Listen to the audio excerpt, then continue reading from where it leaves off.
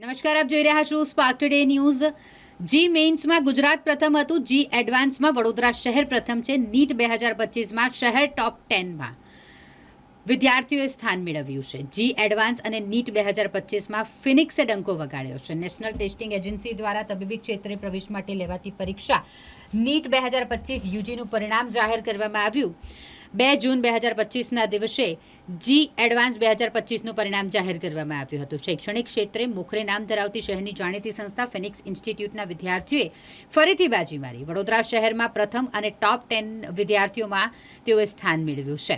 Advance 2025નું પરિણામ 2 જૂન 2025ના દિવસે જાહેર થયું, જેમાં ફિનિક્સના આદિત્ય ભગાડે 100 પીઆર સાથે JEE મેન્સ 2025માં ગુજરાતમાં પ્રથમ ક્રમાંક મેળવ્યો છે અને JEE એડવાન્સમાં ઓલ ઇન્ડિયા રેન્ક 94 પ્રાપ્ત કર્યો છે, જે સમગ્ર વડોદરા શહેરમાં પ્રથમ રહ્યો।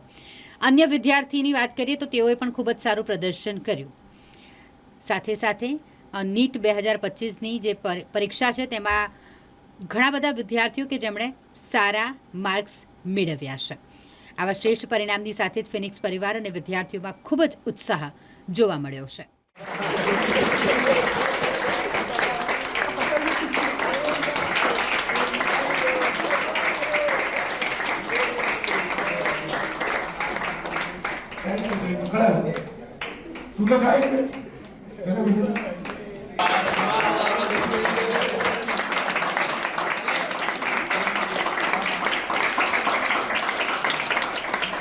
चलो कुछ चेयर सुन लो।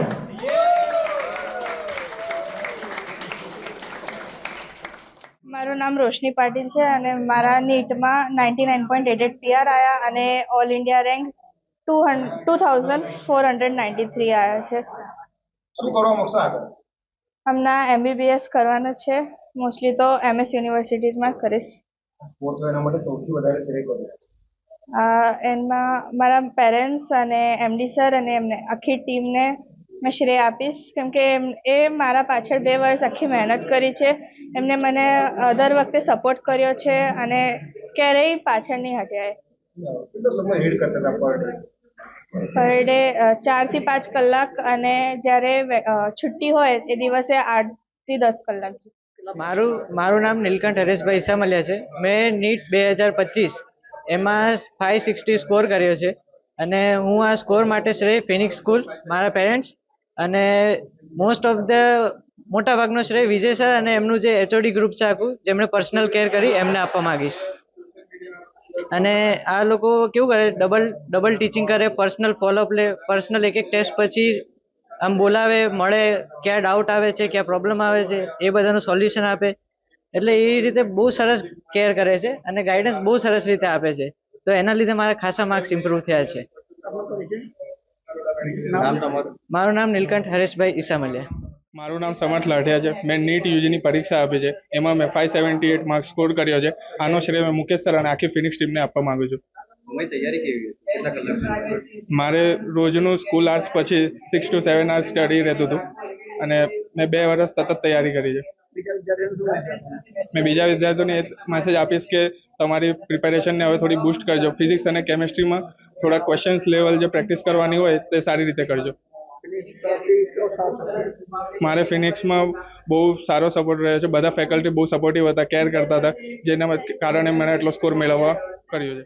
આજ રોજ 14 જૂન નીટ 2025નું પરિણામ આવેલું છે, જેમાં ફિનિક્સના વિદ્યાર્થીઓનું ખૂબ જ સારું પરિણામ આવેલું છે।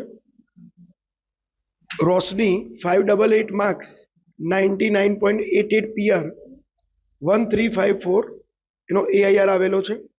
સમર્થ 578 AIR 331 જનરલ EWS કેટેગરીમાં રેન્ક મેળવેલ છે, 99.82 99.82।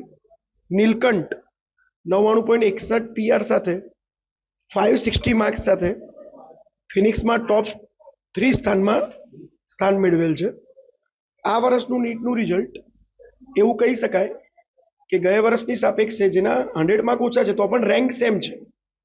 ઉદાહરણ તરીકે ગયા વર્ષે જેના 660 હતા, આ વર્ષે 560 પણ ઇક્વલ કહી શકાય। એવું માની શકાય કે જે વિદ્યાર્થીઓના 500 ની ઉપર માર્ક્સ છે એ ખૂબ જ સારા કહેવાય, ખૂબ જ સારા। ફિનિક્સના આશરે 20 થી 25 વિદ્યાર્થીઓ 500 ઉપર અને 400 થી ઉપર 400 માર્ક્સથી વધારે ઉપર 70 થી 80 વિદ્યાર્થીઓ મેળવેલ છે. વિદ્યાર્થીઓ, વાલીઓ અને શિક્ષકોને ખૂબ ખૂબ અભિનંદન. આ જ રીતે મહેનત કરે. જે વિદ્યાર્થીઓને એવું લાગે છે કે ઘણા ઓછા માર્ક્સ છે તો એ લોકો રીનીટમાં પ્રેક્ટિસ કરીને પોતાનો સ્કોર ગ્રોથ મેળવી શકે છે.